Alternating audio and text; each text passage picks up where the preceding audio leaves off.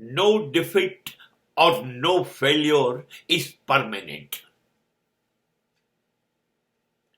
હારી જવાય, નિષ્ફળ જવાય એટલે શું થઈ ગયું? એ કાયમી છે, એ જ મારું નસીબ છે. હાર્યા કરવું, નિષ્ફળ જવું, એવું નક્કી કરી લીધું તમે? કેટલી મોટી ભૂલ કરી કાઢો છો. કોણ પડી નથી ગયું?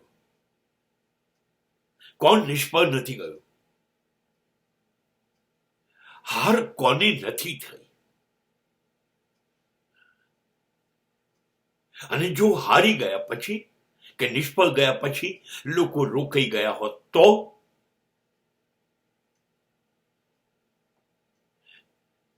એડિસન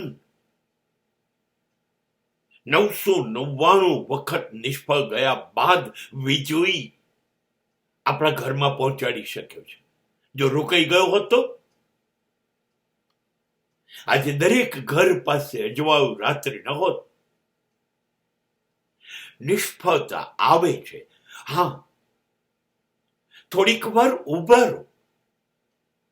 નિષ્ફળતાનું એનાલિસિસ કરો, વર્ગીકરણ કરો, પરીક્ષણ કરો.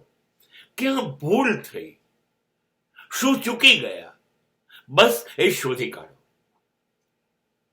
અને પછી હવે એ ભૂલ નથી કરવી. પાછા લાગી પડો.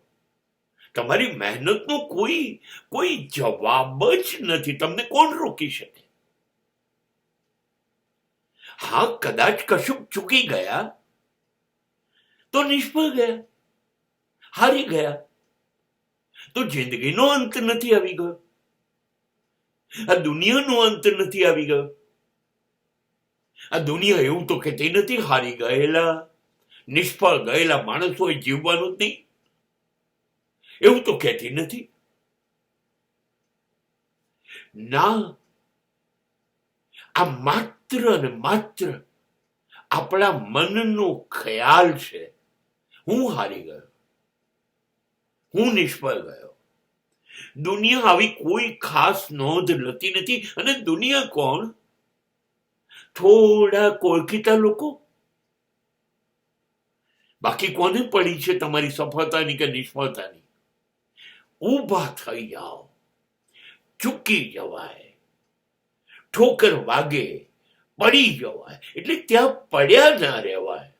તરત બમણી તાકાતથી ફરીથી હુમલો કરો. જીતવાના તમે જ છો.